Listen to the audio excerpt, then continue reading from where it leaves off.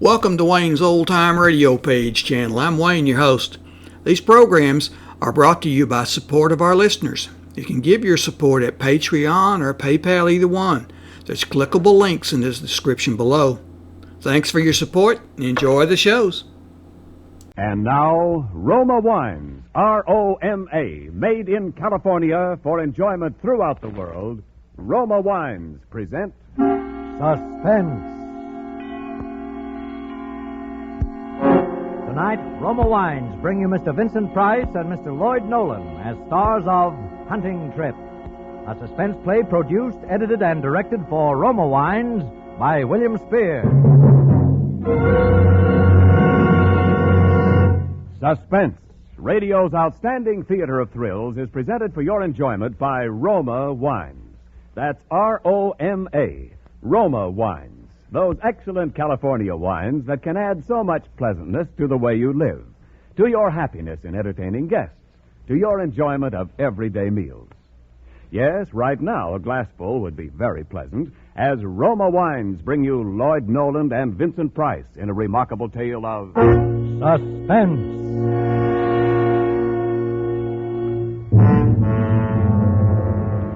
It began with just a little hunting trip for the two of us, Eric and me. I hadn't seen Eric for several months, since before Karen died, in fact.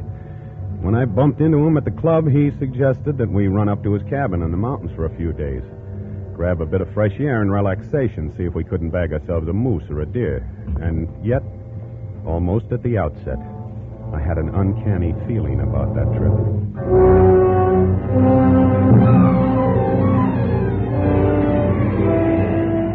I suppose actually it was the night and the setting. It was the blackest night I'd ever seen. We'd left all humankind behind us. There was no moon. There was only blackness, the kind that seemed to be all-enveloping, as though there was nothing outside our car but blackness. No road, no forest, no mountains. Well, I'd admit I was nervous. I was boring my feet into the floorboard of the car as though somehow that would help. What are you laughing at? You, Stan. You don't look as though you're having a very good time. Well, I'm not. Frankly, shouldn't you be driving a little bit slower? Why? Why? Good heavens, Eric, if you make just one little slip at the wheel, we're done for, that's all. I doubt if they'd ever even find us down in those canyons. Nonsense. I know every crook and turn in this road. Oh, yeah? I don't think you're much of an outdoors man, Well, Stan. maybe not. I love this kind of country in the daytime, but I'll confess I'm not so keen on it at night. I don't like what I can't see. Funny, I'm just the opposite. There's a challenge in the darkness that stimulates my senses. It's exhilarating. It stirs my imagination. Well, sure, I suppose it would. But I'm not equipped to grapple with the mysteries of the universe. Stan, you're much too modest. You always were. You've gotten out of life pretty much what you wanted, haven't you? Well, yes, I suppose so. And then don't always be belittling yourself. It's an effective technique, Stan, but I'm on to you.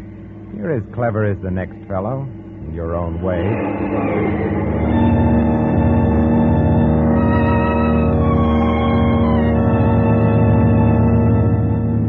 I sat back and tried to relax. Things weren't quite as Eric had pictured them. I was born with a silver spoon in my mouth, as they say. Eric had come up the hard way. I was average and soft. He was brilliant and hard. We'd known each other a long time, going to school together, being in love with the same girl, Karen. When I married her, he was my best man, and yet I didn't pretend to understand him. He was still pretty much of a stranger to me. I glanced over his way. He actually seemed to be enjoying himself. It crossed my mind that he was rather enjoying seeing me in a bit of a lather, too. Well, it's not far now, just around the next bend. Well, thank the Lord. Well, am I amusing you again? No. I was just thinking what a perfect spot this would be for a murder. A murder? Honestly, Eric, I believe that's all you think about. It is almost. When I buy a newspaper, I read about murder the way you study the stock quotations. Murder is fascinating to me. I spend most of my time figuring out ways and means to commit murder.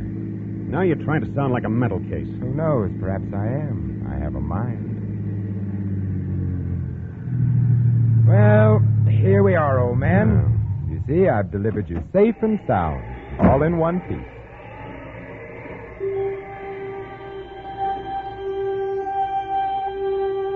Eric's cabin was perched high on a rocky crag jutting out from the side of a mountain, with one wall flush against a sheer drop. In front, there was a steep path leading down to a lake. I could hear the lapping of the waves. Eric fixed us something to eat, then went outside. And pretty soon, he came back in. An armful of logs. His face was red and healthy. I don't think you like my place, Stan. Huh? Oh, yes, I do, honestly. I'm just tired, I guess. Well, we'll turn in directly. Oh, thanks. Cigarette? Yes, thanks. I believe I will. I like it here. All the privacy in the world. Mm-hmm. Say, Eric, Yes? why do you read about murder? Why do you read about stocks and bonds? Well, because they interest me. It's my business. My business doesn't interest me. I read about murder because I'm interested in people. Murder is emotional. And when people are being emotional, you get to see more of them. Why are you so interested in people? Oh, I think I'm more curious than interested. Well, all right. Why so curious, Well, then? it amuses me. I find out about people. I write down what I find out, and I write my impressions of how those people will react to a series of circumstances. It's a good way to get rid of one's inhibitions. Sort of a frightening hobby. I think stamp collecting is frightening. You're too darn clever, Eric. Why too clever? Well, I mean you see through people. Well, what's wrong with that, unless, of course, they have something they want to hide? Oh, I suppose it's all right, if your friends don't mind. Do you? Mind? No, heavens no. Why should I? That's right. Why should you? Well, how about hitting the hay? We have to be up early. We'll only get a few hours' sleep as it is. That suits me. You sleep in my study, Stan. The bed's in there's a bit more comfortable. I'll bunk out here on the couch.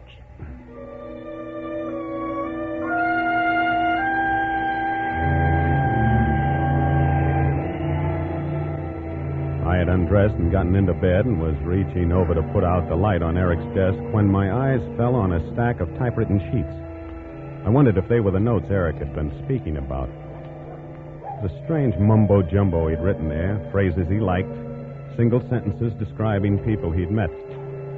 There were a few clippings pasted on sheets of white paper, clippings describing murders, by strangulation, by pistol, by drowning, by poison. A full sheet was devoted to Karen. I hadn't realized how much he'd cared for her. His analysis was very kind, almost maudlin. He spoke of his shock at hearing of her suicide. He tried to reason it, to find causes. A small memo pad caught my eye, however. And on the last page, I saw my name carefully printed. I read it eagerly. I read Eric's arguments for not hating me because I'd married Karen. I read Eric's cold analysis of my character. Not exactly flattering, but it was pretty accurate. And at the bottom of the page, newly written by the looks of it, and in Eric's own careful hand, I read 4 ways to commit murder.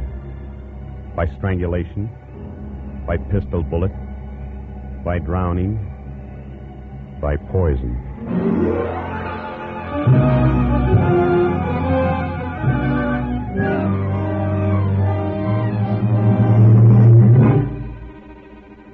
For Suspense, Roma Wines are bringing you Vincent Price and Lloyd Nolan in Hunting Trip by Paul Bernard and Lee Horton. Roma Wines' presentation tonight in radio's outstanding theater of thrills, Suspense.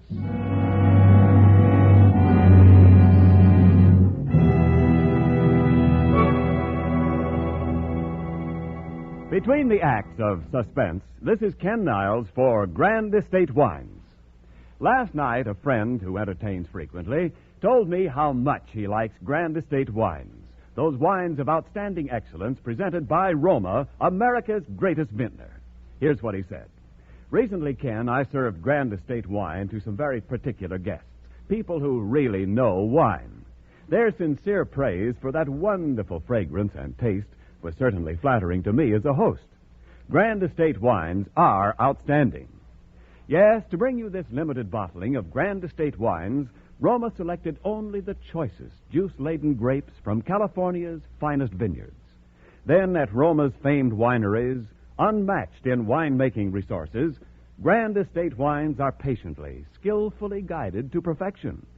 Necessary time and the age-old skill of Roma master vintners endow each Grand Estate wine with brilliant clarity, full fragrance, and mellow taste.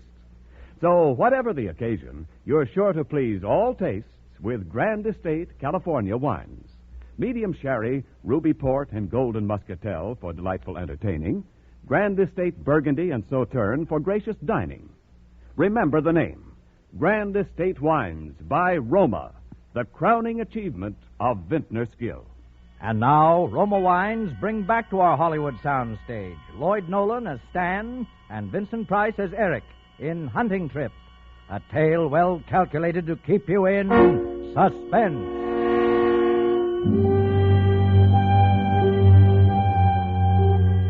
I suppose I slept that night, but it seemed as though I had only just dozed off when I heard the door open quietly. I opened one eye cautiously. It was still gray in the room, so I know I hadn't slept long. I was about to open both eyes to save Eric the trouble of waking me when I thought, he hasn't come to wake me. My mind threw two words at me. By strangulation. Before I had the chance to move, I felt his hands carefully on my throat.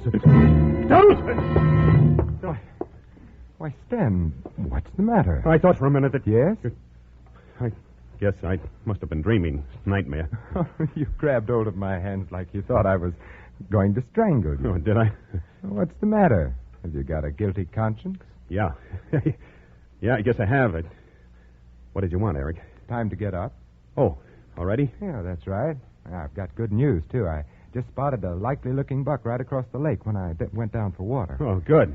Well, I'll get breakfast going. As soon as you're ready. Yeah, be right with you. Now, there's no rush. Take your time. Nice to have you here, old son. Well, maybe it was the way that he'd said that, as though he'd really meant it.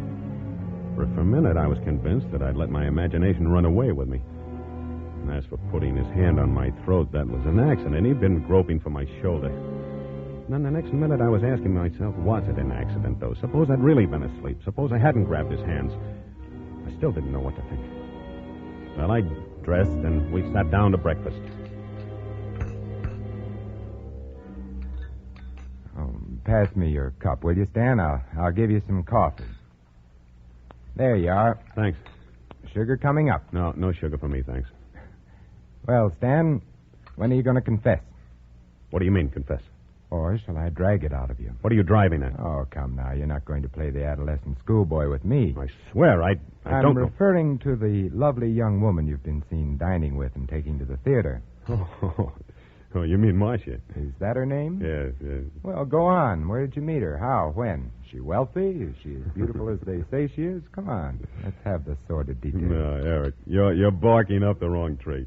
Am I? Oh, I'll admit I've taken her out occasionally, but nothing like that. Marcia. Do I know her? No, I don't believe you do. Isn't her last name Jenkins? Yes. Oh, of course I know her. That is, I met her. Well, don't you remember? You introduced me to her yourself. Oh, did I? Yes, don't you remember? I ran into you at Silver's. You were buying perfume, and she was helping you select it. For Karen. Remember? Oh, yes. Now that you recall it. More coffee? Yeah, no sugar. Well, when we got to the lake, we bailed out the boat, loaded it, and pushed it out into the fog. It was still half light when we reached the other side, so we sat in the boat and lighted cigarettes, waited for the sun to come up. We'd been sitting there, just smoking, not saying anything, when he suddenly turned to me and said, You say that she'd been ill. Karen. Yes, she'd been ill for some time, Eric. So she killed herself. Yes. There was an inquest, of course. Well, yes, of course. Why do you ask? Look at that sun. Did you ever see such color?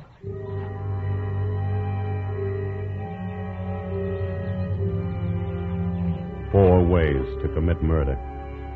I'd almost forgotten about Eric's hands on my throat. Now the incident jumped vividly back to my mind because now I knew that Eric had a reason. He looked away after he asked me about the inquest. He didn't answer me when I asked him why he wanted to know. Somewhere in that strange, dark corner of his mind, he was still obsessed by love for Karen, even though she was dead and gone. He thought that she'd still be alive and happy if she hadn't married me. My legs were weak when he motioned me out of the boat. A deer blew somewhere near us. We stopped. Hey, did you hear that? Yeah. Listen. It's moving west. Yeah.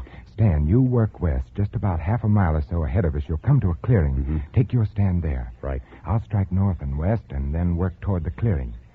Good hunting.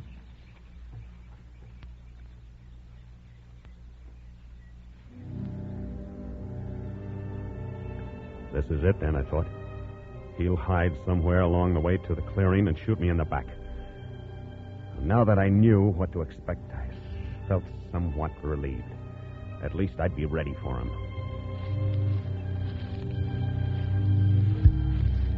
Nothing happened until I'd nearly reached the clearing. And then I got the feeling that someone was walking with me, timing his steps with mine. I stopped and listened.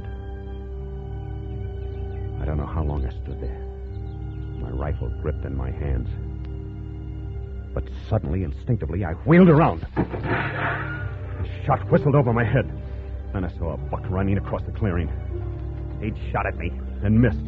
Well, two can play at that game, I thought. The next shot would be mine. I wouldn't miss. I dropped on my knees, watching the brush for him. Then all of a sudden, I saw him running toward me, right out in the open. I started to raise my rifle, but I couldn't. I couldn't kill a man that way in cold blood. Stan.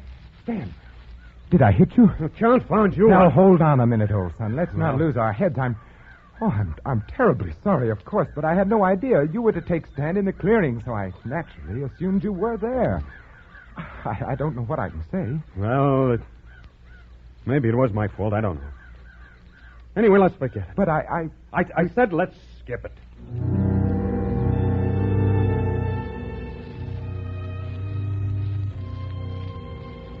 I stuck close to Eric after that. I gave no more opportunity for a shooting accident. It was dusk when we headed back toward the cabin. We didn't get our buck, not that I cared, and I'm sure Eric didn't. He was after different game. Then I saw a boat on the beach. By drowning.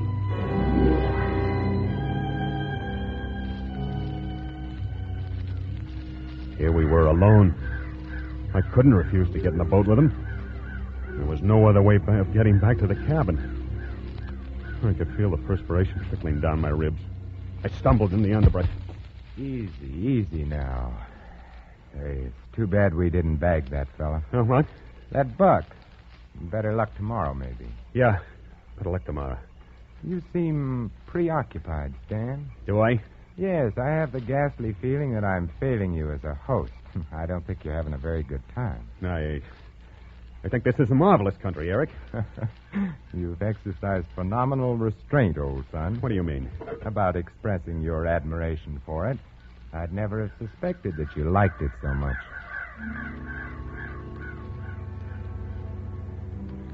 That remark called for some sort of an answer, but I wasn't equal to it.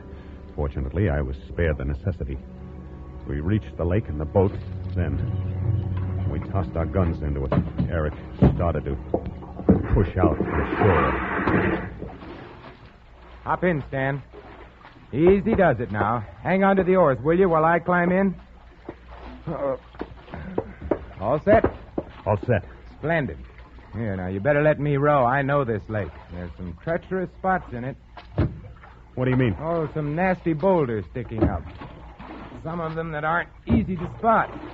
Come too close to the surface for comfort. I see. If we were to hit one of them, we'd turn over in a hurry. You don't swim, do you, Stan? You know darn well I don't. Oh, that's a shame.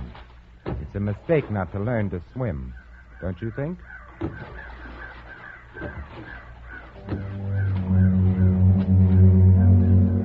What happened after that was a nightmare. He rowed. I sat there, paralyzed. I couldn't move. I couldn't think. I knew I should do something, but what? I stared at the water till I was blind, looking for rocks. Eric's face was a blur. He just smiled, rowed and talked. His voice sounded hollow and unreal. You're shaking, Stan. Is something wrong? This lake's plenty deep. Lots of fish in it, too. Maybe we can do a little fishing.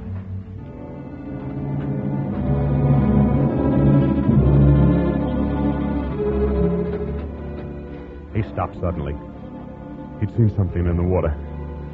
He turned around, pulled hard on the oars. We'd reached the spot, he knew it.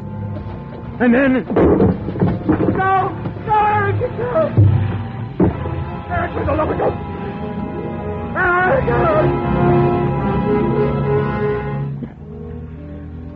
When I came up, Eric was there in the water near me. He wasn't speaking. He just grinned. And then I saw his face above mine, grinning. I saw him raise his face to strike me, and that's the last I remember.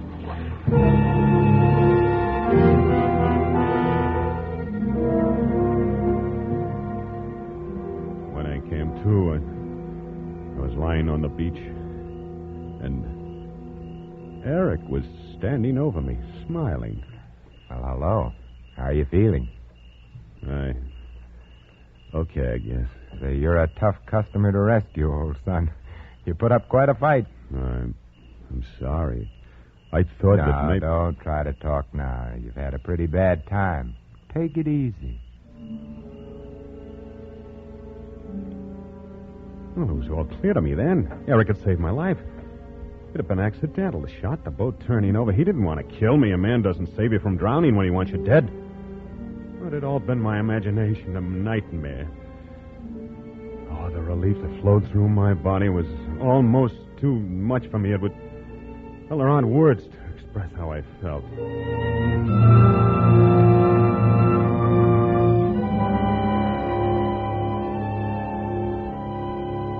A little later, Eric helped me up to my cabin, and I stretched out on the couch. Eric went to the kitchen to fix hot coffee and soup. He brought the coffee in first, pulled up the coffee table close to me, and poured us each out a cupful. There you are. Get some of that into you, and you'll feel different. Oh, thanks. I'll be back in a second. Soup coming right up. Hey, Stan, do you like to cook? Huh? I said, do you like to cook? You know, I do. I like to try different concoctions. Oh, not me. I'd starve to death if I had to cook for myself. Oh, man. This coffee hits the spot. Yeah, I can use a little of that, too. It sure does warm the innards, doesn't it? Mm-hmm. I got a little chilled. Nothing like a cup of coffee, I always say. That's what I always say, too, Stan. Why did I say something funny? Am I amusing you again? Immensely. Yeah. In fact, Stan, I think that's probably the funniest thing you ever said. Mm-hmm. How did you like it, Stan? 4 ways to commit murder. You read it, of course. Why, yes, I couldn't. could tell you had, just as I intended you to. Were you frightened all day today? I don't understand. You didn't know, did you, that I came to your engagement party to ask Karen to be my wife? I wasn't aware that you were throwing a party or that she had accepted you. Oh, good Lord. Perhaps you don't remember what I told you that night. You thought I was joking, but I meant every word I said. That I'd make you pay if you failed Karen, if you made her unhappy. But in all these years, you would... Then you did bring me up here to... Murder you? You're so right, Stan. But you pulled me out of the lake. You saved my life. You are a dull-witted clown, aren't you, Stan? Don't you know me better than that? Did you think I'd kill you in the manner of a homicidal moron? Oh, no, Stan. But you did take a shot at me. Oh, yes. That was the second way. The first way was by waking you up by the throat this morning. The boat tipping over was the third way. And now I suppose we've reached the fourth way. Your brilliance positively staggers me. You can't get away with it, Eric. Oh, yes, I can. I have. You see how intently I'm watching you. I'm waiting to see you fall. You're going to die, Stan, just as Karen died. What do you mean? In the coffee stand. That's right. Your coffee's poisoned, just as you poisoned her coffee. Only yours is a slow poison. Poetic justice, don't you think? You poisoned my coffee? Yes, I wore down your guard. I planned it so that by now you would trust me. You would have faith in me. You poisoned my coffee? What did you... I didn't drink my coffee, Eric. I changed cups with you. There was sugar in my cup, Eric. I don't take sugar in my coffee, Eric. So I change cups with you. I didn't mean to do it, Eric, but... I don't like sugar in my coffee.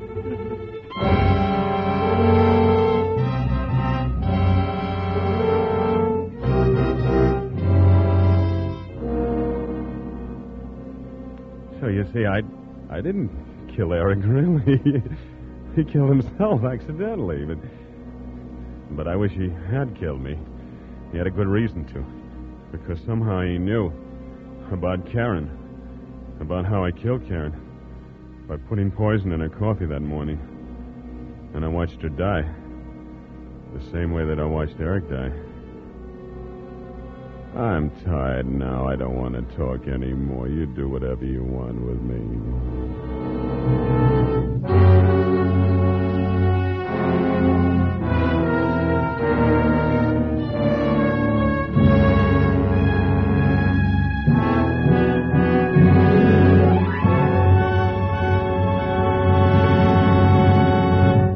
Suspense. Presented by Roma Wines, R-O-M-A, made in California for enjoyment throughout the world. And now, our two distinguished stars, Lloyd Nolan and Vincent Price, are returning for a curtain call with William Spear, our producer-director of Suspense. Mr. Spear is carrying two large gift baskets of Grand Estate California wines. Lloyd and Vincent and Lloyd, that's just to keep the billing straight. We want you each to have a basket of these Grand Estate wines with our compliments for a thrilling performance. Oh, hey, thank you, Bill. Hey, this is quite a selection. Certainly is. My thanks, too, Bill. Well, there must be a Grand Estate wine for every occasion here. I guess there is, isn't there, Ken? Well, there is indeed, Bill. Even my favorite, Grand Estate Medium Sherry. A truly versatile wine, Grand Estate Medium Sherry is delicious as an aperitif before dinner. Delightful for afternoon or evening parties, too. And, of course, like all Grand Estate wines by Roma, Medium Sherry possesses the brilliant clarity, full fragrance, and mellow taste that distinguish truly great wines.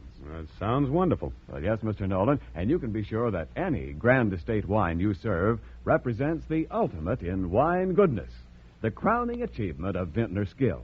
That's why Grand Estate wines presented by Roma, the greatest name in wine, are the choice of discriminating wine users everywhere. Well put, Ken.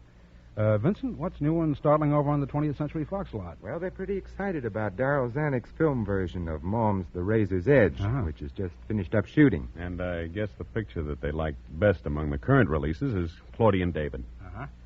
You're on loan out just now, away from the home lot, aren't you, Vincent? That's right, Bill. And Lloyd is, too. Yes, or I will be in a couple of weeks. Right now I'm just loafing, grabbed a little fishing, took a hunting trip up north.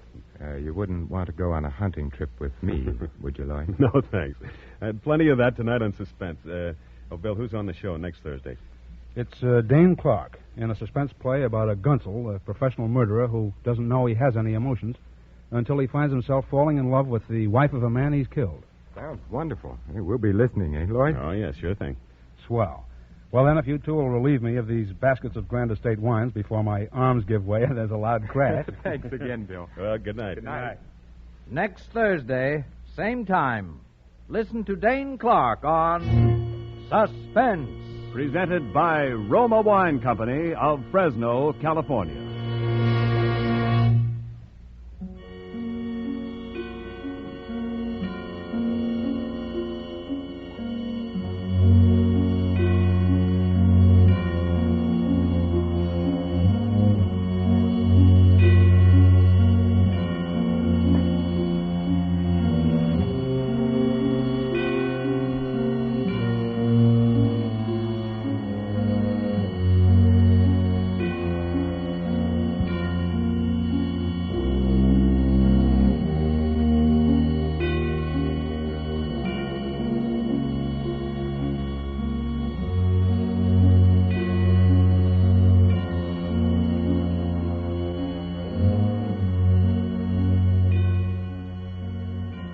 This is CBS, the Columbia Broadcasting System.